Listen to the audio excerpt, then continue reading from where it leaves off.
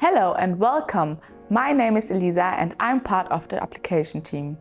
In this video I will focus on the topic of bumpless transfer. We will explore how the Danfoss iC7-Automation enables a bumpless transfer from closed loop to open loop operation, ensuring smooth and safe motion even if the feedback signal is lost. This is especially important in lifting applications where reliability and safety are critical. What is closed loop versus open loop? In closed loop mode, the drive uses feedback from a sensor, such as an encoder, resolver or position feedback device, to precisely control motor speed and position. In open loop mode, the drive operates without feedback, which can be challenging, especially at low speed or under heavy load.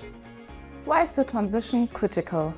Now, imagine a feedback signal is suddenly lost due to a cable break or sensor failure. Without bumpless transfer, torque jumps, the load becomes uncontrollable.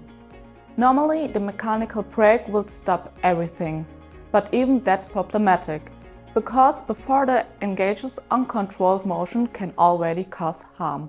How iC7 handles it? The iC7 continuously monitors the feedback signal, whether it comes from an encoder, resolver or another sensor. If the signal is lost, the drive automatically and seamlessly switches to open loop control without jerks or torque spikes. This ensures safe and uninterrupted operation, even in the event of feedback failure. With the correct settings, the iC7 transitions seamlessly between control modes. The load moves smoothly, safely and precisely, no jerks, no surprises.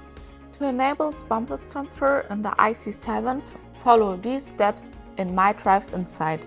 Go to the menu index for motor setup and set the motor type and the motor parameter according to your application. Under menu index 4.3, select the control mode like flux vector control that supports both closed loop and open loop operation and choose a motor feedback mode. And also choose the low speed mode with low speed minimum current and choose how many % you need.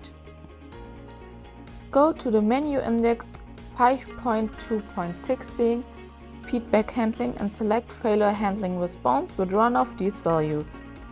Make sure the encoder or resolver monitoring and feedback settings are correctly configured under menu index 9 depending on the feedback type.